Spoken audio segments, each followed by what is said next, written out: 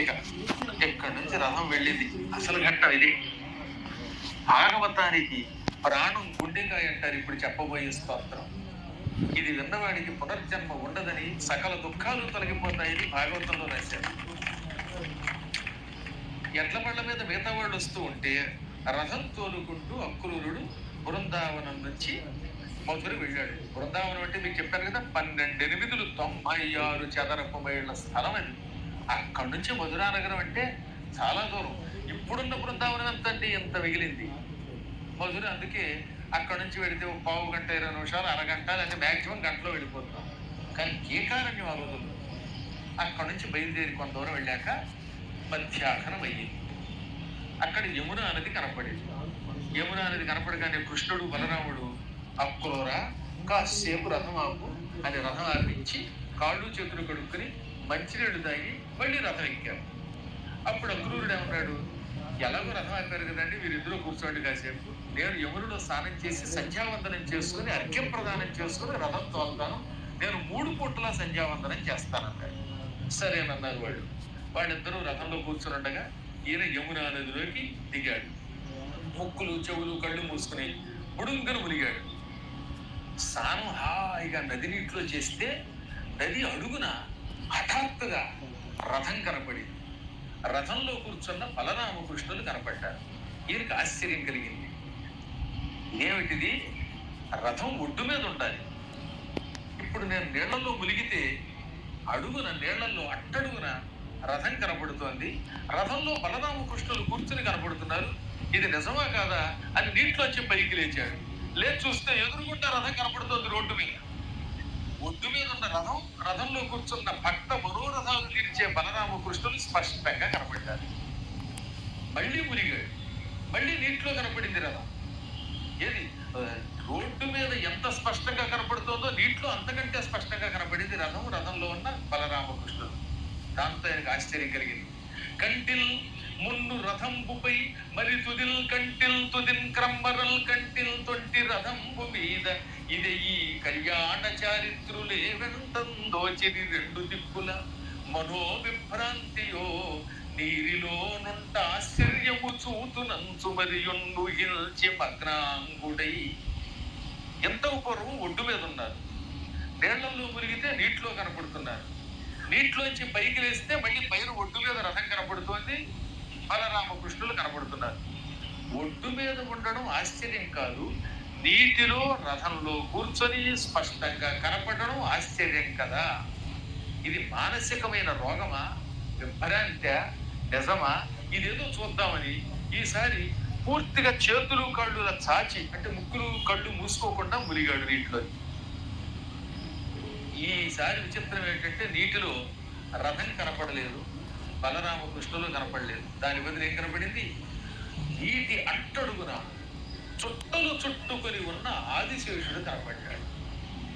పోషిత బాంధవుందు యదు పొంగవుడా జలమందుగాంచే సద్భాషు తాషు ప్రతివీరచము విజిగీషు నిత్య సంతోషు అరోషు నిర్దళిత దోషు అనేక విశేషు శేషుని. ఎన్నో విశేషములు కలిగిన ఆదిశేషుడు తెల్లగా ఉంటాడు కదా, ఆ తెల్లని వాడు 7 చుట్టలు చుట్టుకొని పడగలు ఎత్తి కనపడ్డాడు. ఆయన ఎలా ఉన్నాడనమాట, చక్కగా మాట్లాడుతున్నాడు. ఆయన మాట్లాడితే ఎంతసేపు మాట్లాడినా వినాలనిపిస్తుంది. 1000 పడగలు, ఆ 1000 పడగల మీద అర్థగథగా వెలిగిపోతున్న మణులు ఉన్నాయి. నవరత్నములు 1000 పడగల మీద కనపడుతున్నాయి. ఈ మణులతో కూడిన పడగల మీద భూదేవి గుండ్రంగా గోళాకారంలో గిరును తిరుగుతోంది. అలా భూమిని మోస్తున్నాడు. తెల్లని ఆయన నల్లని బట్ట కట్టుకొని ఉన్నాడు, మహారాజు వేషంలో ఉన్నాడు, శాంత స్వభావం. దానికి పామును చూస్తే మనకి భయం కలగాలి, కానీ ఆయన చూస్తే భయం కలగదట. అరోషు, అసలు కోపం ఉండదు ఆయనకి. దోషములు లేనివాడు. మళ్ళీ అలాగని పాపములు చేసిన వాళ్ళ దగ్గర బుస్సుమని కస్సుమని లేచి శిక్షిస్తాడు. ఎప్పుడూ శత్రువుల్ని జయించాలనే కోరికతో ఉంటాడు. నిత్యం సంతోషంతో ఉంటాడు. అనేక విశేషములు కలిగిన మహాపండితుడైన యోగేశ్వరుడైన ఆదిశేషుడు కనపడ్డాడు. ఇప్పుడు ఆదిశేషుడు యొక్క చుట్టంలో వయ్యారంగా ఒకవైపుకు పడుకొని శ్రీమన్నారాయణుడు కనపడ్డాడు. ఆయనే అందంగా ఉన్నాడంటే అంతకంటే అందంగా కనపడుతూ శ్రీ మహావిష్ణువు ఆ పాము చుట్టలో కనబడ్డాట. ఆ భోగి భోగ పర్యంక మధ్యంబున వలనుపు పచ్చని వలువవాణి మేఘ మధ్యంబున మెరుగు చందంబున వరమున శ్రీదేవి యొప్పువాని మొసరు తేటులు వెవ్వ ముఖ చతుష్కము కల తనయుడాడెడి పొట్టు దమ్మివాని కదలిన బహుపద క్రమ విశేషంబుల రవము చూపెడి నూపురములవాని జల జగర్భ రుద్ర సనక సనందన సద్విజామర ప్రశస్యమాన చరితుడైన వాని సౌందర్య ఖనియైన వాని ఒక్క పురుష వర్యుగాచే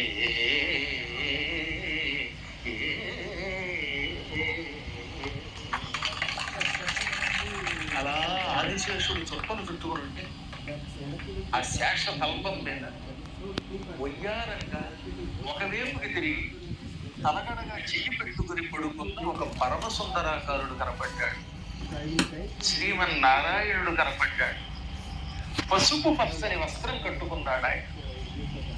ఆయన నల్లగా మేఘంలో ఉన్నాడు. నీల మేఘఛాయ శరీరుడు.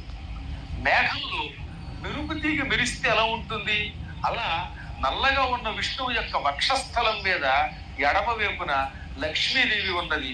లక్ష్మీదేవి మెరుపు తీగలో ఉంటే ఆయన మేఘంలాగా వెలిగిపోతున్నాడు. ఆయన బొడ్డులో నుంచి ఒక తామర పువ్వు బయటకు వచ్చింది. అది తెల్ల తామర పువ్వు, 1000 రేకులు కలిగిన తామర పువ్వు. ఆ తామర పువ్వులో బ్రహ్మగారు చిన్న పిల్లవాడి కింద పడుకుని ఆడుకుంటున్నాడు. ఇక్కడే జరిగింది తమాషా. బ్రహ్మ చిన్న పిల్లవాడిలో ఉన్నాడు. ఆయనకి 4 ముఖాలు ఉన్నాయి. ఆ 4 ముఖాలు ఎర్రగా ఉంటాయి. బ్రహ్మ ఎర్రగా ఉంటాడు. అంటే తామర పువ్వు, ఎర్ర తామర పువ్వు ఎలా ఉంటుందో అంత అందంగా ఉంటాడు. ఈ సినిమాలను నమ్మకండి. సినిమాల్లో ముసలాన్ని ఎవరినో పావలాకు వచ్చిన వాడు పెట్టేస్తారు గడ్డం పెట్టి. అది ఉంటే అబద్ధం. బ్రహ్మదేవుడు పరమ సుందరంగా ఉంటాడు. ఇంచుమించుగా నా అంత అందంగా ఉంటాడు. ఆ 4 ముఖాలు కూడా పద్మాల్లో ఉన్నాయి. ఈ తెల్ల తామర పువ్వు మీద వాలి తేనె తాగుదామని తుమ్మెదలు వచ్చాయి. దేవలోకంలో ఉన్న తుమ్మెదలు. తీరా తెల్ల తామర పువ్వు మీద వాలబోతూ ఉంటే ఆ తామర పువ్వులో ఉన్న బ్రహ్మగారు కనబడ్డాడు. బ్రహ్మగారి 4 ముఖాలు ఎర్రగా ఉన్నాయి. ఆయన నోరు అలా చిన్నపిల్లవాడు కదా తెరిచాడు. చిన్నపిల్లలు నోరు తెరిచాడు. ఆ నోట్లోంచి లాలాజలం బయటకు వచ్చింది. ఇవి ఏమనుకున్నాయి, మనం తెల్ల తామర పువ్వు కోసం వచ్చాం, కానీ తామర పువ్వులు 4 ఎర్ర తామర పువ్వులు ఉన్నాయి. అందులోంచి తేనె కారుతోంది. ఆ తేనె తాగుదామని బ్రహ్మగారి నోళ్లు తామర పువ్వులుగా భ్రమించి నోట్లో దూరి. అప్పుడు ఆయన ఉన్నాడు, వస్తే తుమ్మెదల్లారా, ఇవి నా ముఖాలు తప్ప తామర పువ్వులు కాదు, తామర పువ్వులే కనపడుతున్నాయి. ఈ బయటకు వచ్చేది లాలాజలం తప్ప తేనె కాదు అని వాటిని తోలాడు. ఆ తోలుతుంటే పక్కకి వెళ్ళిపోయాడు తుమ్మెదలు. ఎంత అందమైన వర్ణనండి. ఒక్క ముక్కలో రాశారు పోతన గారు భాగవతంలో. మొసరు తేటులు వెవ్వ, ముసురుకుంటున్నటువంటి తుమ్మెదలు పక్కకి విచ్చుకుంటూ ఉండగా ముఖ చతుష్కము కల 4 తలలు కలిగిన బ్రహ్మదేవుడు తనయుడు ఆడేడి బొడ్డు దమ్మివా అని బ్రహ్మదేవుడిని బొడ్డులో ఉన్న తామర పువ్వులో పెట్టుకుని ఉన్నాడు విష్ణువు. ఇంకా అద్భుతంగా వర్ణించారు తర్వాత పాదంలో. ఆయనకి ఎన్నో పాదాలు ఉన్నాయి. విష్ణువుని రోజు ఏమంటున్నాం మనం పురుష సూక్తంలో? ఓం సహస్రశీర్ష పురుష సహస్రాక్ష సహస్రపాత్ అని అనేక పాదములు కలిగిన వాడు. సహస్రము అంటే సంస్కృతంలో 1000 కాదు, లెక్కలేనది, ఇన్ఫైనైట్. అనేక పాదాలు ఉన్నాయి. ఈ పాదములకు గజ్జలు ఉన్నాయి. ఆ గజ్జలకి గంటలు ఉన్నాయి, బొమ్మలు ఉన్నాయి. ఇటు పడుకున్న విష్ణువు ఇటు నుంచి ఇటు కదిలాడు. కదలగానే ఇన్ని కాళ్ళు ఒకేసారి కదిలాయి. కదలగానే కాళ్ళకున్న గజ్జలు కూడా కదిలాయి. అప్పుడు ఆ గజ్జలకున్న మొబ్బలన్నీ ఒకేసారి గణ గణ గణ శబ్దం చేస్తూ ఉంటే ఈ గణగణ ఉంటున్న శబ్దం కొన్ని లక్షల మంది వేద పండితులు ఒకేసారి ఓం అని ఉచ్చరించినట్టుగా ఉంది. ఇంకా బ్రహ్మ, రుద్రుడు, సనకుడు, సనందనుడు, సనత్కుమారుడు వంటి మహానుభావులు ఆయన్ని సేవిస్తున్నారు. పరమ సుందరాకారుడు, అటువంటి సౌందర్య స్వరూపుడైన సుందరాకారుడైన పురుషోత్తముణ్ణి చూచాడు ఆయన. అక్కడితో సరిపోలేదట, ఆ రూపాన్ని ఇంకా అద్భుతంగా వర్ణించారు. అది మరియును చారు లక్షణ లక్షిత నఖపాద గుల్ఫజాను జంఘోరు కఠినాభిమధ్యోదరుండును సాదరుండును కంఠసూత్ర కటిసూత్ర హార కేయూర కంటక కంకణ మకర కుండల కిరీటాది విభూషితుండును కంబు కంధరుండును పాల నాసాధర వదన కన్నుండును నేల నేరద వర్ణుండును ప్రహ్లాద నారద సునంద నంద ప్రముఖ సంభావితుండును శ్రీ పుష్టి తుష్టి కీర్తి కాంతి రోజ్య విద్యా విద్యాది మాయా శక్తి సేవితుండును యుప్పున పురుషోత్తముని కాంచి భక్తి సంభ్రమంబులు అక్కలంబులుగా దిగ్గన కరంబులు ముగుళించి గిట్లను నుదించే. ఒక పేజీ గద్యం రాశారండి భాగవతంలో. ఇంకా ఆయన ఎలా ఉన్నాడు? పరమ శుభలక్షణములతో ఉన్నాడు. అందమంతా ఒక కుప్ప. ఈ భూలోకంలో ఉన్న అందమంతా కుప్ప చేసినా ఆయన కాలిగోటికి సరిరాదు.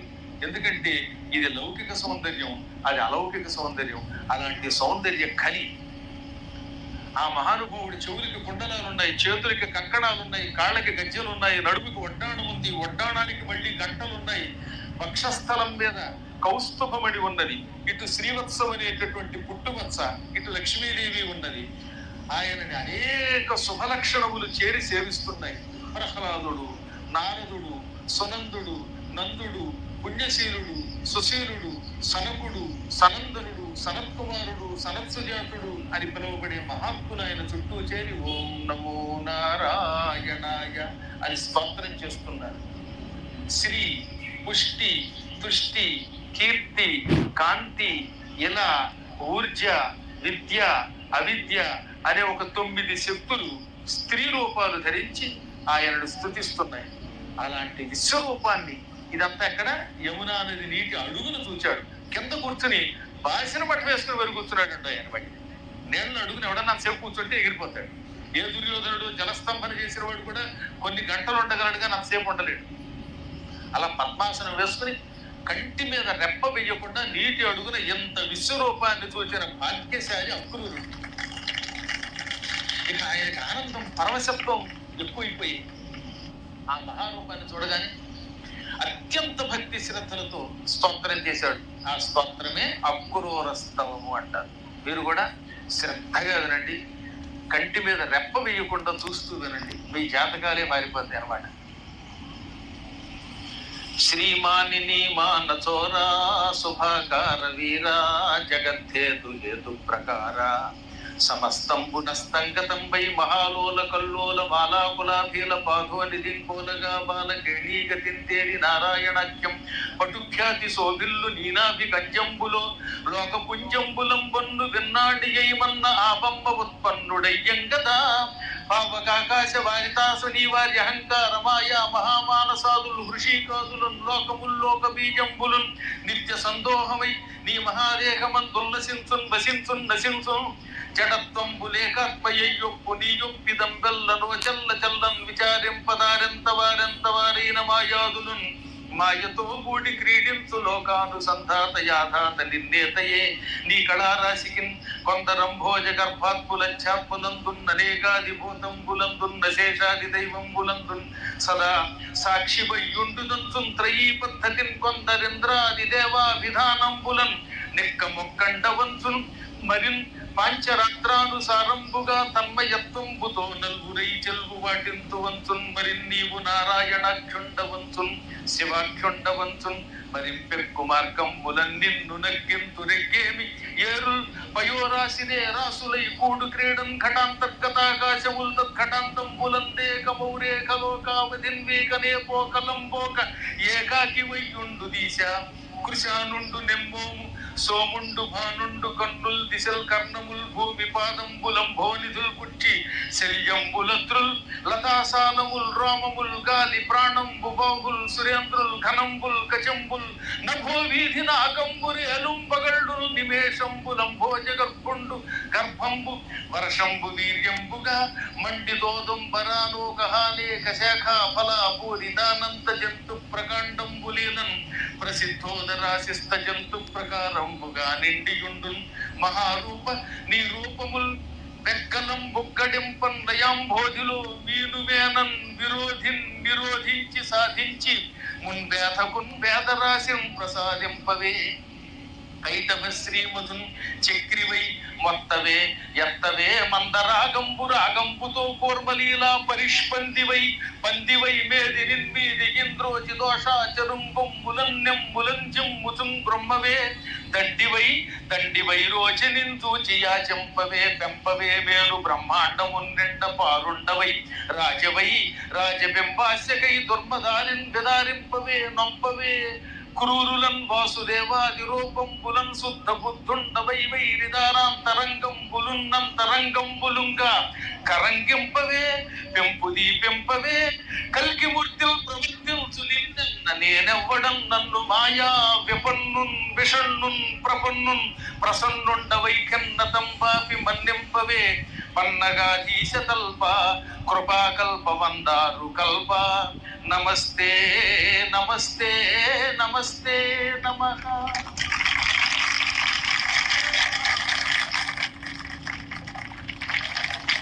శ్రీ లక్ష్మీ వల్లభ, ఈ చరాచర జగత్తంతా నీ దివ్యస్వరూపం. ఈ జగత్తంతా పుట్టడానికి మూల కారణమైన ఒకనొక కారణం ఉన్నది, దాని హేతువు అంటారు. ఆ హేతువును కూడా హేతువైన నీకు నమస్కారం. ఒకప్పుడు జల ప్రళయం ఏర్పడినప్పుడు సృష్టి అంతా ప్రళయంలో మునిగిపోయింది. అప్పుడు ఎవరూ లేరు, నీవు నేను ఎవరూ లేవు. ఆ సమయంలో ఒక్కడు కూడా లేని కాలంలో కూడా నాశనం పొందకుండా పాల సముద్రంలో పవళించిన పరబ్రహ్మ, ఏకైక పరబ్రహ్మ స్వరూపానికి నీకు నమస్కారం. నిన్ను ఎవరు ఎలా తోస్తే ఆ రకంగా వారికి తోచిన రీతిలో వర్ణించవచ్చు. కొందరు నిన్ను శివుడు అన్నారు, కొందరు విష్ణు అన్నారు, కొందరు బ్రహ్మ అన్నారు, కొందరు ఇంద్రుడు అన్నారు.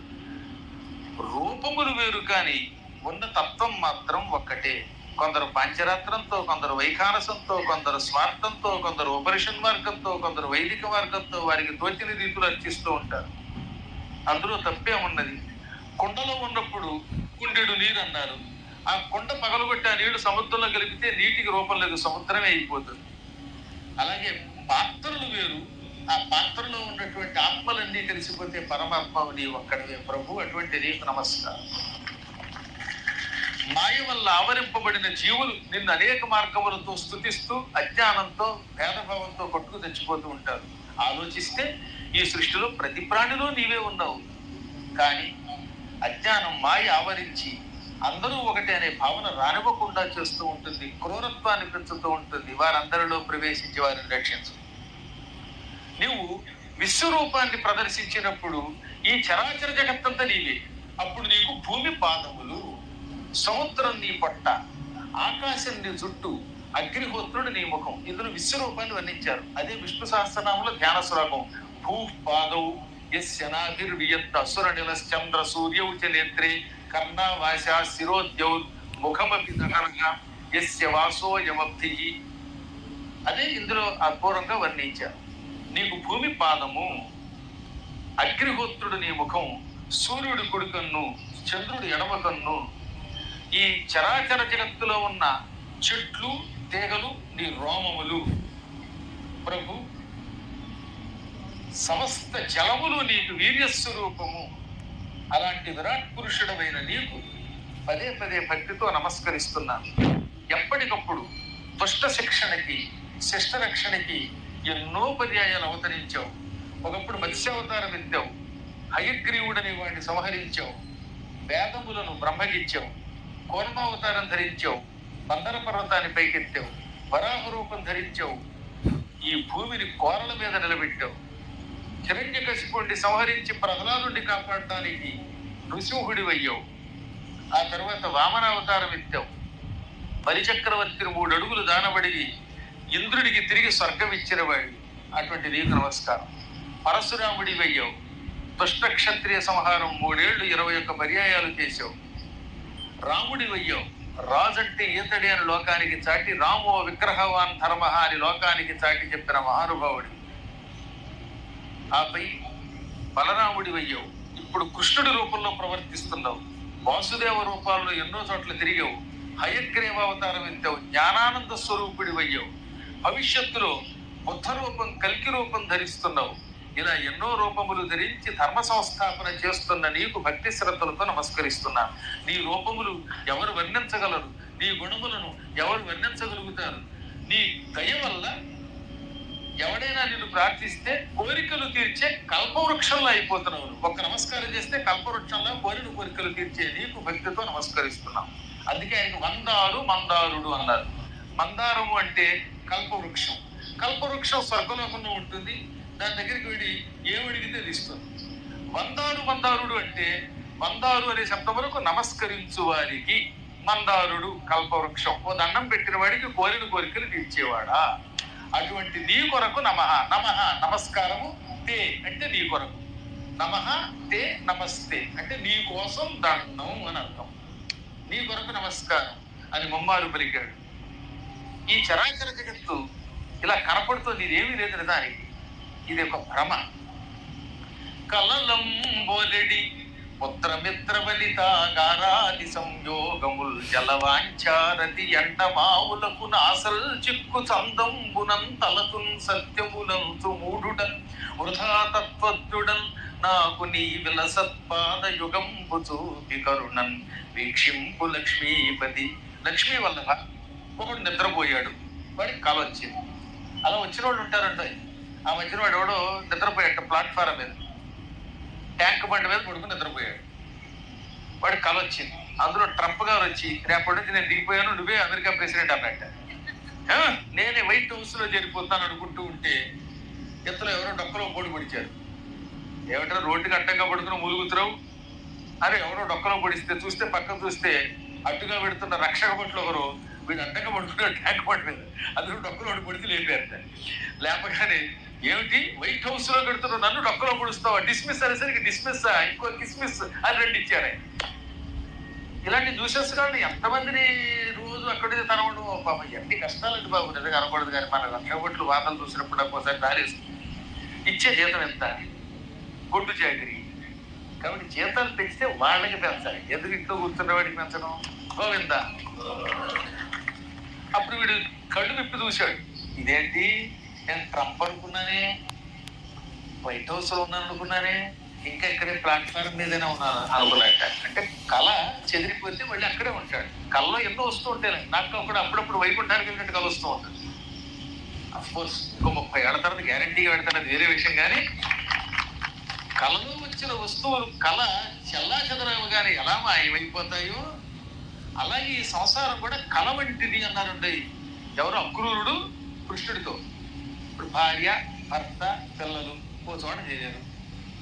ఇప్పుడు భర్త పోయాడు, భార్య గారికి ఇప్పుడు ఆయన కళనే కదా మా ఆయన అని ఎంత గెలుచుకున్నా మళ్ళీ కనపడటం. లేదా భార్య పోయింది, ఈ భర్త గారు ఒంటరిగా చూసుకుంటూ పాత ఫోటోలు వీడియోలు చూసుకుంటాడు. కళ అది కనపడదు. పిల్లలు, భార్య, భర్త, ఇల్లు ఇవన్నీ కళ అన్నారండి. ఏమేం చెప్పారు, పుత్ర మిత్ర వనిత ఆగారాది సంయోగములు, కొడుకులు కూతుళ్ళు భార్యలు భర్తలు ఇళ్ళు ఇవన్నీ కళలు. కళలో ఉన్న వస్తువులు ఎలా మాయమైపోతాయో ఇవి కూడా కనపడకుండా పోతూ ఉంటాయి. నిన్నుంది ఇల్లు వాడు ఉండదు, నిన్నున్నాడు పిల్లాడి వాడు ఉంటాడు, నిన్నుంది భార్య కనపడ్డు, నిన్నున్న భర్త వాడు కనపడ్డు, ఎవరు ఎప్పుడు మాయమైపోతారో తెలియదు. అటువంటి వాటిని అజ్ఞానంలో పడి సత్యములని తొలుస్తున్న నన్ను రక్షించు, ఇది సత్యం కాదని మిథ్య అని గ్రహించేలా చెయ్యి.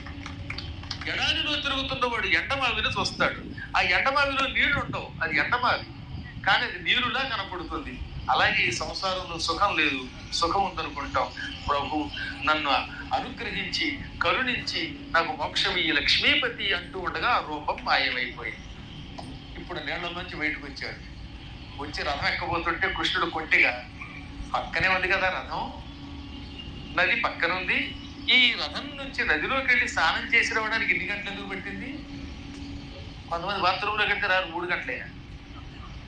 అలా ఏమిటి నీళ్లలో మురిగి రావేమిటి, కొట్టుకుపోయావేమో నీటిలో అనుకున్నాను అన్నాడు. ఏది విశ్వరూపం చూపించాడా, నేను కనబడ్డానా, నా రూపం ఎలా ఉందని అడగకుండా నీళ్లలో మురిగి ఎంతసేపైనా రావేమిటి, కారణం ఏమిటి? ఆకాశంలో నేల మీద ఎప్పుడు ఎక్కడ ఎవరు చూడని విశేషములు ఏమైనా నీటిలో కనబడ్డాయా అన్నాడు. అప్పుడు ఆయన అన్నాడు, ఈయన ఇంత వ్యంగ్యంగా పెరిగితే ఆయన వ్యంగ్యంగానే చెప్పాడు. ఇప్పటిదాకా నువ్వే కనబడ్డావుగా, మళ్ళీ ఇలా అడుగుతావేమో అనలేదంటావు. అలా అడిగితే ఆయనకి మనకి తేడా ఏముంది? కృష్ణ, నీలో లేని వింతలు విశేషాలు ఎక్కడుంటాయి, ఎక్కడైనా ఎవరైనా చెప్పగలరా? ఆకాశంలో నువ్వే, ఇంట్లో నువ్వే, నేల మీద నువ్వే, ఎక్కడ చూసినా నువ్వే, నువ్వే సర్వాంతర్యామి అన్నాడు. అంటే నిన్నే చూశానని చెప్పడం ఇంత దగ్గరికే చెప్పాడు. సరే సరే ఇక బయలుదేరడం అనగా రథం తోలుకుంటూ వెళ్ళి వీళ్ళంతా మధురా నగరం చేరారు. అక్కడికి చేరాక కంస సంహారం చేయడంతో ఈ అక్రూరస్తవం అనే ఘట్టం ఉంది. అద్భుతమైన అక్రూరస్తవం ఉన్నదే వాడు మీరంతా ఎంతో శ్రద్ధగా విన్నారు. దాంతో పాపాలన్నీ పటాపంచలు అయిపోయినట్టు జాతకాలు కొత్తగా మారతాయి. ఇందులో సారాంశం అంతా పరమాత్ముడు స్వయంగా మనకు అందించిన శ్రీమద్ భాగవత కథా సుధారసం చూస్తూ ఉండగా అప్పుడే వాటికి 4 రోజులు 5 రోజుల 4 రోజులు గడిచిపోయింది. రేపు పరమ పవిత్రమైన రుక్మిణీ కళ్యాణం ఉంటుంది. పెళ్లి కాని వాళ్ళు వినడం మంచి పెళ్లికి ఉపయోగపడుతుంది. పెళ్లి అయిన వాళ్ళు వింటే ఐకమత్యంతో ఉంటారు. అంటే మీరు అడగచ్చు, ఏమంటే మేము ఐకమత్యంతో లేమని. నాకేం తెలుస్తుంది ఇంట్లోకి వెళ్ళాక ఏం చేస్తున్నారు? నేనే సీసీ కెమెరాలు పెట్టుకుని చూడలేదు కదా ఫోన్లో. అందరూ ఇక్కడ ఉన్నప్పుడు బాగానే కలిసి ఉంటారు. ఇంటికి వెళ్ళిన తర్వాత ఎవరేమనుకుంటున్నారో తెలియదు. అఫ్కోర్స్ మీరు చాలా మంచి వాళ్ళ వలే కనపడుతున్నారు. అయినా ఈ కథ వింటే ఇంకా ఐకమత్యం పెరుగుతుంది. పైగా రుక్మిణీ కళ్యాణం వల్ల సంపదలు వస్తాయని కూడా ఫలశ్రుతిలో చెప్తారు. అనేక శుభములను కలిగించే ఆ కార్యక్రమం 6 వల్ల ఉంది. మీరు చాలా మంచివాడు. 6 కంచెలుగా వస్తారు. ఒకళ్ళిద్దరిని కొంచెం మినహాయింపిద్దాం. గోవింద హారతి ఇచ్చేద్దరు గారు రెడ్డి.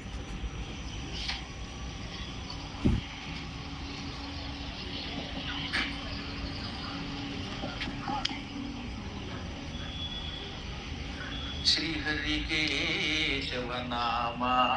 అమ్మ అప్పుడు లేవకండి తల్లి, ఇంకా హారతి ఇవ్వలేదు. లేచిపోతారే, మీరు లేచిపోవడం అని అలవాటు ఎక్కువ అయిపోతుంది ఈ మధ్య అందరికి. శ్రీహరి కేశవనామా, శ్రీహరి కేశవనామా, మధురిపు తారక నామా, శ్రీహరి కేశవనామా. మాధవ నిన్నే మదిలో తలచి, మాధవ నిన్నే మదిలో తలచి, కానలలో నా కాపురమున్న, కానలలో నా కాపురమున్న, కొలిచెడి వారికి కొరతేమి రాదు, కొలిచెడి వారికి భేదములేవి రానే రావు, భేదములేవి రానే రావు, నీ శుభ పదముల సేవ కవచము వంటిది కాదా, శ్రీహరి కేశవనామా, శ్రీహరి కేశవనామా, మధురిపు తారక నామా, శ్రీహరి కేశవనామా. దారుణమైన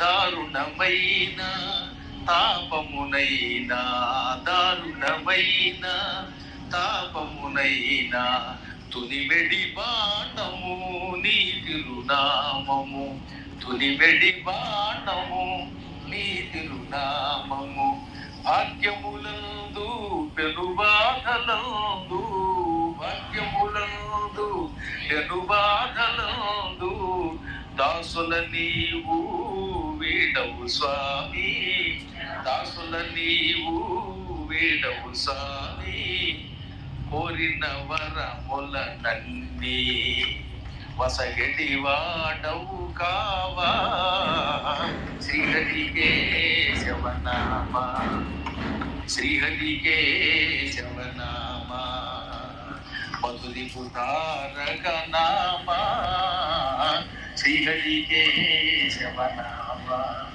శ్రీహరి కేశవనామా, శ్రీహరి కేశవనామా. రోజు లాగిరాగి క్రమశిక్షణతో ఇటు వచ్చి నమస్కరించుకుని ఇటు వెళ్ళిపోదురు. కానీ గురు దర్శనం చేసుకోకుండా వెళ్ళకూడదనే జ్ఞానంతో ఇంత కష్టపడి నిలబడిన మీ అందరికీ అనేక శుభములు కలుగుతారు. గోవిందా గోవిందా. ఇంతసేపు మనల్ని మానవ ప్రాంతంలో రస ప్రవాహంలో ఓలలాగా చేసేటువంటి దుర్యోగానికి కోరుతున్నాము.